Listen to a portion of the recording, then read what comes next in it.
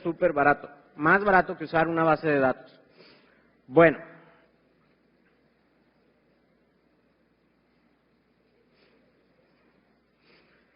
Vamos a regresar a la presentación.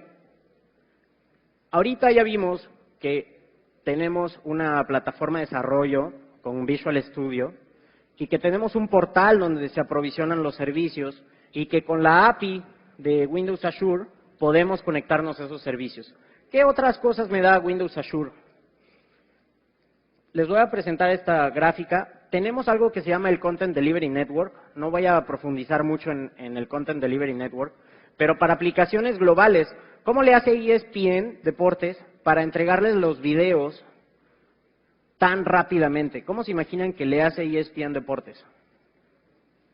¿Alguien tiene una idea de cómo le hace ESPN Deportes o Disney para presentar los videos tan rápido, sin importar en qué parte del mundo estemos?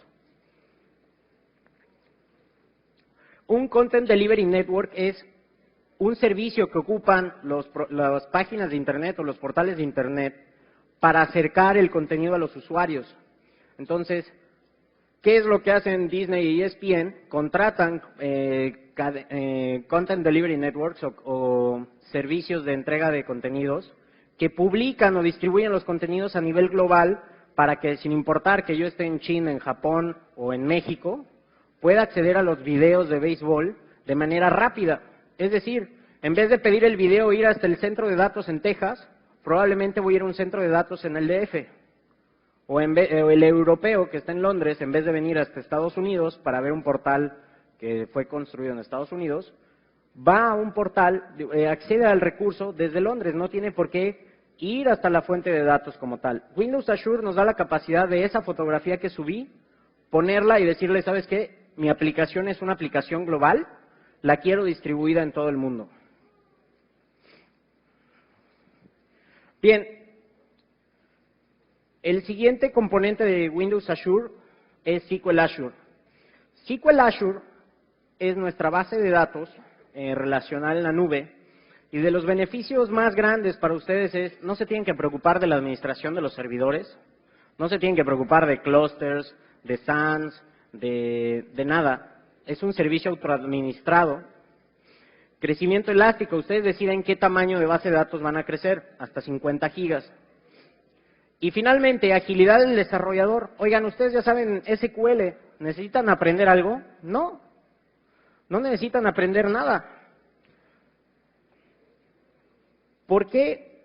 Porque quien se encarga de abstraer toda la lógica de acceder al servidor de SQL Azure es la plataforma. Ustedes como desarrolladores solo tienen que construir los queries, los stored procedures, las vistas, las tablas, como siempre lo han hecho en SQL Server.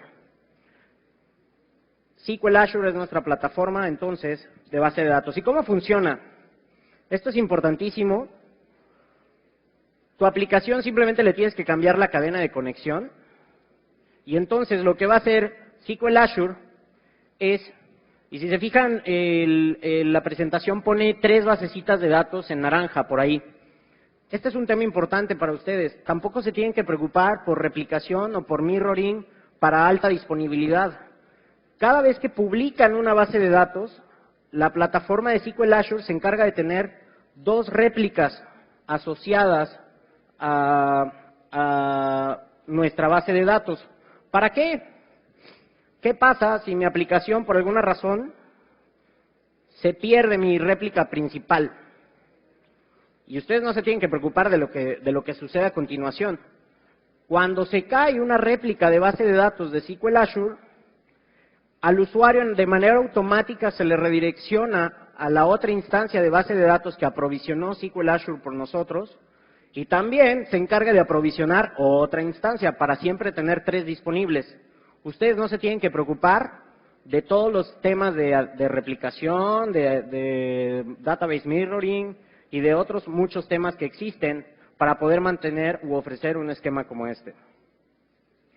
Y finalmente, vamos a hablar de App Fabric.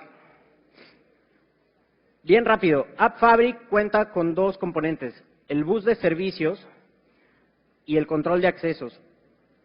El bus de servicios nos va a permitir implementar un conjunto de servicios comunes que entregan una funcionalidad para nosotros. Por ejemplo, los dispositivos móviles, pues lo que hace totalmente sentido es que yo me conecte a ese bus de servicios. Y lo más importante, si ustedes construyeron el servicio en un canal binario, en un TCP, y su servicio solo soporta HTTP, Service Bus les va a dar la capacidad de cambiar de protocolo sin necesidad de hacer nada más que moverle a la configuración. Eso es uno de los beneficios que nos entrega AppFabric. Segundo, oye, yo quiero saber qué está pasando en mi servicio. Cada vez que alguien se loguea, quiero saber que alguien se está logueando. El Service Bus me va a dar la capacidad de escuchar los eventos que sucedan en el tubo. Y lo último, identidad federada. ¿Por ahí alguien ha escuchado hablar de identidad federada?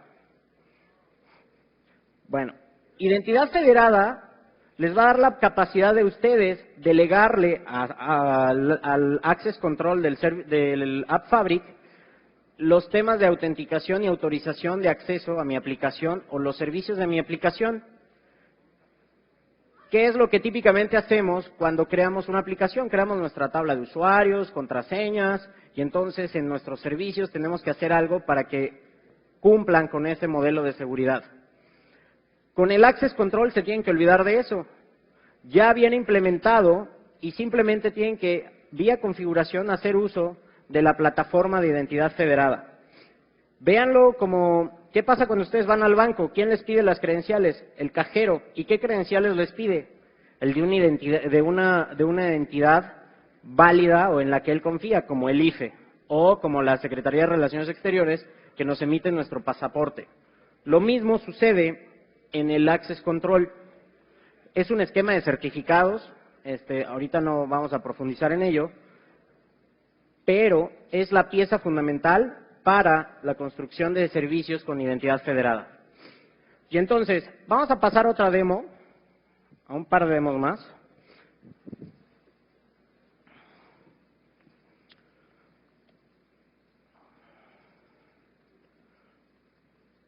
Voy a cerrar esta solución, vamos a darle stop.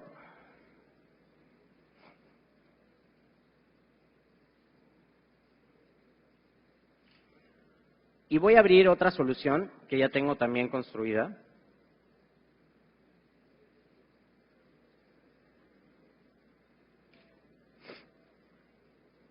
Y esta es una aplicación orientada a la gente que viaja y que tiene que enviar sus reportes de gastos. Disculpa. Sí. ¿Es posible que llenemos la nube de información, o sea, que la saturemos? No, Porque tenemos 100 teras de espacio, de capacidad. Entonces, no tienes problema hasta que llegues a los 100 teras. Y, por ejemplo, la capacidad de procesamiento. Ahorita, si quieres, Windows Azure, gracias por hacer esa pregunta. Nosotros como desarrolladores vamos a tener la capacidad de elegir qué tamaño de poder de cómputo vamos a poner en la nube. Entonces déjenme brincar un slide que tengo aquí preparado. Porque, por ejemplo, ahorita dijiste, se crea una base de datos, pero tiene 2 réplicas más. Entonces vas a tener redundancia, o sea, muchos datos repetidos 3 veces, no solo una, 3. ¿Te acuerdas que hablé de que el límite por base de datos es de 50 gigas? Sí. Por base de datos sí tenemos una limitante de 50 gigas. ¿Por qué? Porque para proveerles ese nivel de servicio del 99.95%, la plataforma, cada vez que creamos una base de datos, se encarga de replicar otras 2.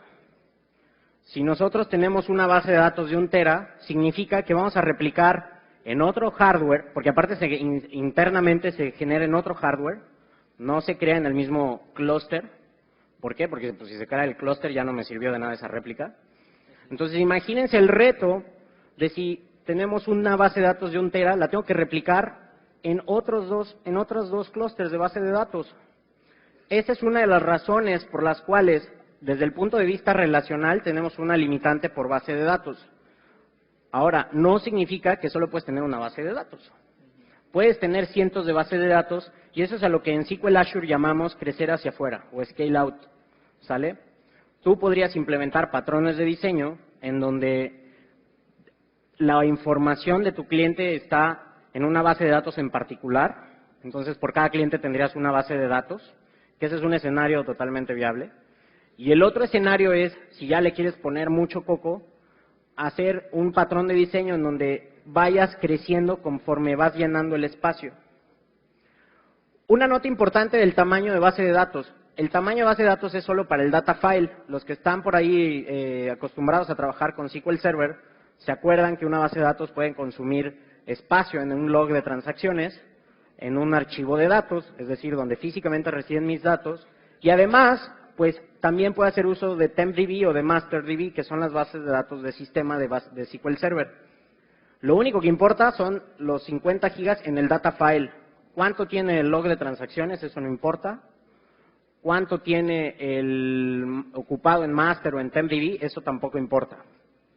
Y, por ejemplo, ¿los costos son diarios, mensuales, anuales, por el tiempo que la uso o el tiempo que la desuso? Qué bueno que sacaste el tema. Vamos a hablar rápido de eso. Traigo por aquí un par de slides por si me hacían esta pregunta. Y, bueno, primero, por ahí me preguntaste, oye, David, ¿qué capacidades de cómputo tengo en la nube? En la nube tenemos, para nuestras aplicaciones, estos tipos de instancias. ¿Se acuerdan que cuando corrí la aplicación en el App Fabric local había un motor que crea instancias?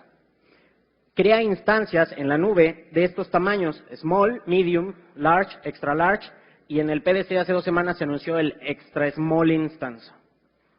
Eso lo vamos a ver más tarde. Y por ahí viene el costo por hora. Entonces, ¿qué significa el costo por hora? En Windows Azure solo pagas lo que consumes por hora. Es decir, en un escenario como el del proveedor de venta de boletos, si todo el mes nada más tuve 2 instancias de 12 centavos de dólar y solo 2 días tuve 4 instancias, porque fue cuando salieron los boletos de YouTube, solo voy a pagar por los 28 días mis 2 instancias de 12 centavos de dólar por hora y los otros 2 días voy a pagar 4 instancias de 12 centavos por dólar. ¿Eso qué significa? Que yo puedo pagar los recursos bajo demanda. Eso es importantísimo. ¿Por qué? Porque entonces no tengo que tener toda una infraestructura preparada para mantenerla utilizando en general un 60% de su capacidad y solo 2 días un 80%. Eso es a lo que nos referimos con paga lo que consumes. Y si se fijan, ahí tenemos por ahí las definiciones abajo de qué significa cada instancia. Por ejemplo, una instancia pequeña equivale a un servidor con un procesador de 1.6 GHz y aproximadamente 2 GB de RAM. Pero si me voy a una extra grande, imagínense que son una aplicación como Ticketmaster, probablemente voy a ocupar instancias extra grandes. Por ejemplo, una extra grande es equivalente a un servidor de 8 procesadores y que tiene aproximadamente 14 GB de RAM. Claro, el costo por hora de ese poder de cómputo es 96 centavos de dólar por hora. Entonces, aquí se vuelve un tema interesantísimo. Nosotros como desarrolladores debemos de saber qué capacidades de cómputo necesita nuestra aplicación. Y entonces tenemos que hacer uso de todas las suites de pruebas que tengamos, ya sean las de Microsoft o de terceros, para poder determinar qué capacidades de cómputo requiero. ¿Por qué? Porque si no, el de finanzas me va a fusilar. Me va a decir, oye, brother, ¿por qué aprovisionaste una aplicación, una instancia extra larga